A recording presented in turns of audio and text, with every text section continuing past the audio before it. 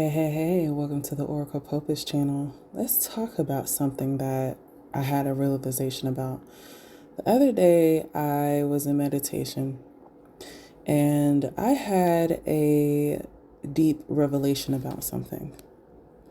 And one of the deep revelations that came to my spirit is the key to unlocking pure love and ending emotional and mental suffering. Who were you before all of the pain, all of the trauma, all the projections you have received from another? We have to remember that energy is nor created nor destroyed. Everything around us is energy. Emotions is energy. Our mental thoughts are energy. We, as spiritual beings, are a form of energy that reflects the cosmos. And energy can only be transferred. As children, as the childlike part of us, it reminds me of what the Creator said in the scripture, where the Creator said that in order to inherit the kingdom, you have to have the purest in heart of a child. And then I sat there and I did some reflection, because the kingdom is a spiritual consciousness.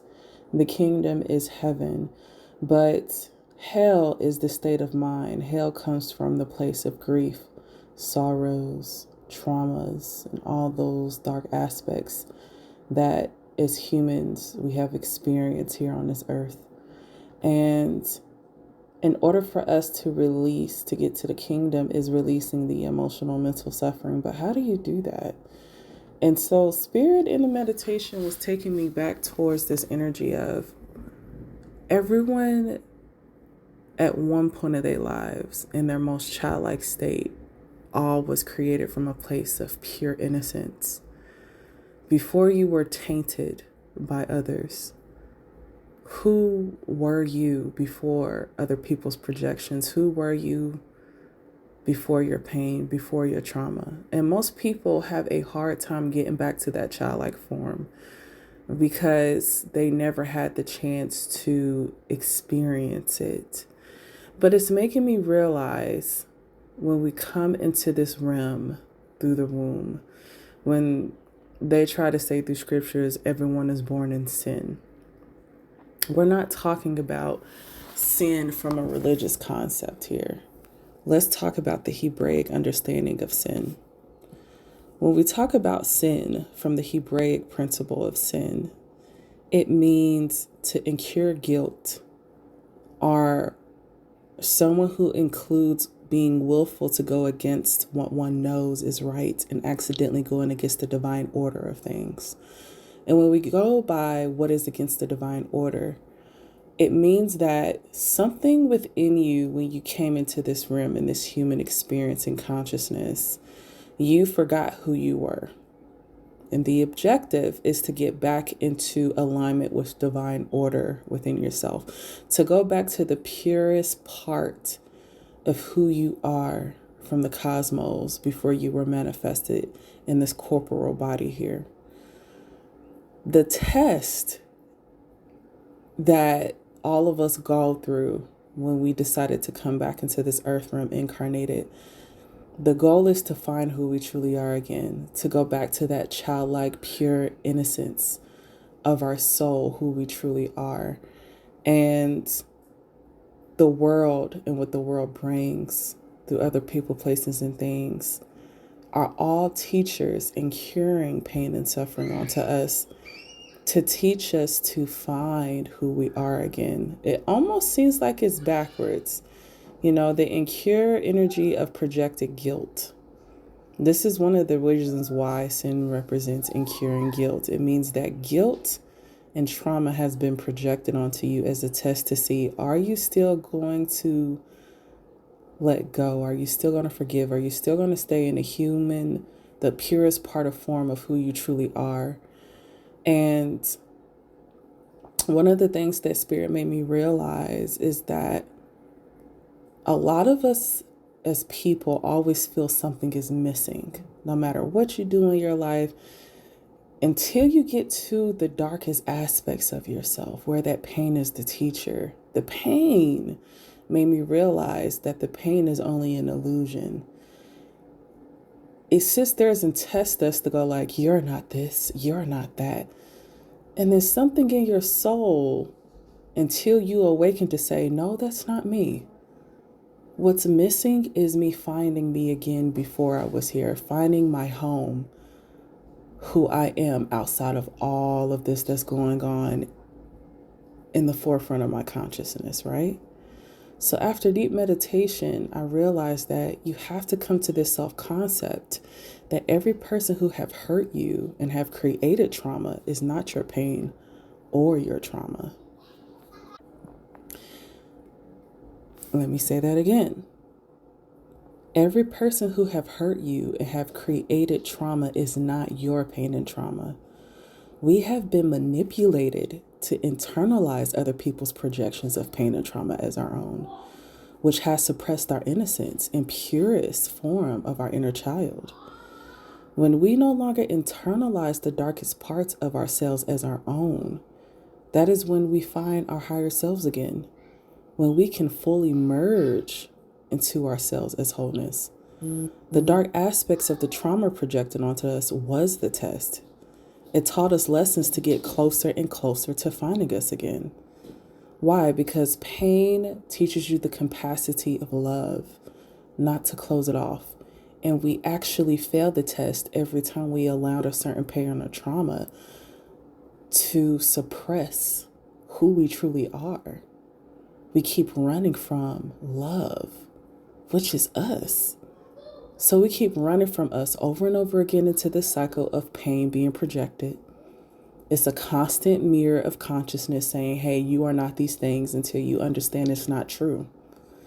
And people who keeps running from themselves, running from pain, saying, I am scared to be hurt, I'm scared of these things, is saying that they're not ready to go back home within themselves again. And those who truly let go, forgive, and allow their hearts to still be open, but just learn with wisdom as they go, and they go back to those dark aspects of those trauma responses or where it started to make peace with it. This is when things start to shift for you to get closer and closer back to your higher self. And so once you have gotten closer to find you again through each lesson, through the pain that has been projected onto you, once you have gathered the knowledge the pain has taught you, the final stage of ending that emotional mental suffering is the realization that pain was not our own. It was only transferred from one person to another. Go back to the people who have hurt you in your life.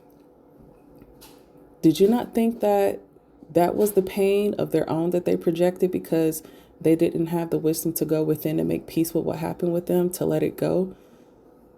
So you have internalized something that was never your own.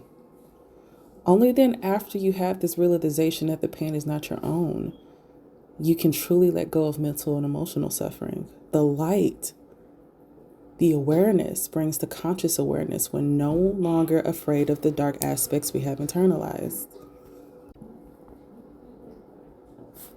When you run from the pain, you run from you. You that is in your purest form on the other side when this realization comes through.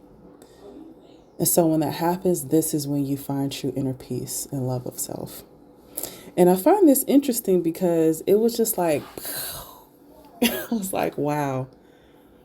This whole time, all of this pain and suffering I've been through, I didn't even realize that the pain and suffering was the test to get me closer to me, to finding my higher being again, to get to that level of heaven consciously, that peace consciously. And I'm glad that no matter what I have been through with my suffering throughout my life, all the way to this point, that I still chose love.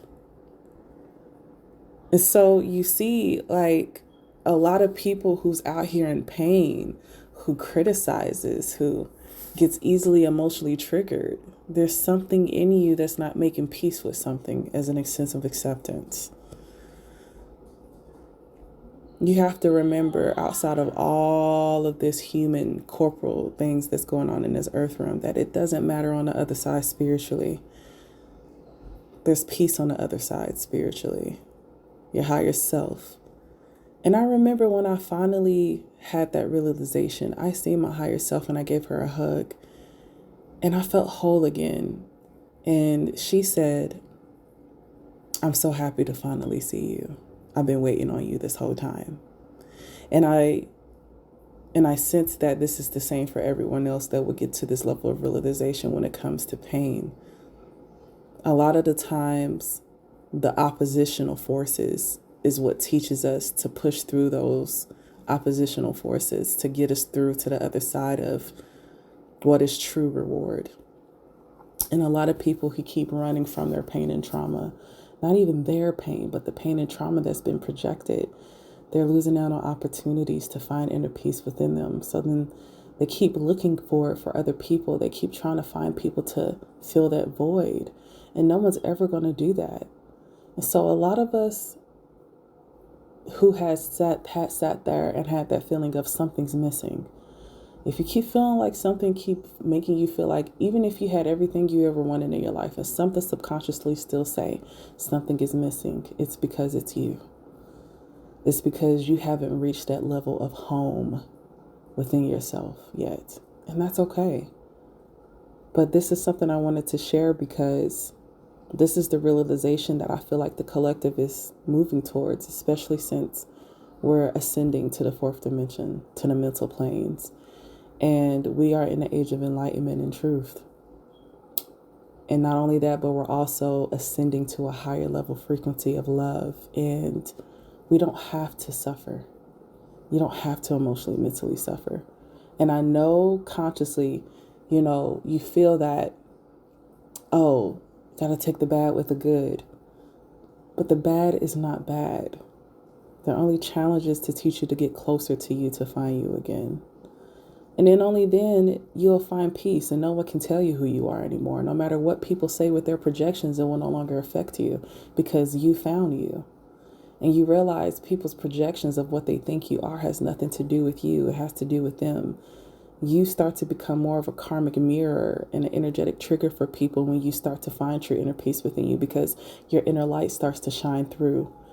You start to become more of this karmic mirror to others that are still having a hard time looking in that dark place where they can find themselves the most and come to this level of awareness with the true light.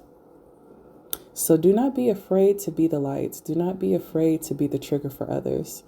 It shows you're doing something right. I love you guys, and I'll talk to you later. Bye.